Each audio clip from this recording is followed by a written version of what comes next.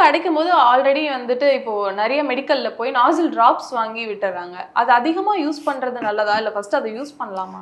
There is routine கோல்டுக்கு வந்து nasal drops போடக்கூடாது. There is infection gold, வைரஸ்னால வர கோல்டுக்கு நேசல் ட்ராப்ஸ் போட்டால் கேட்காது.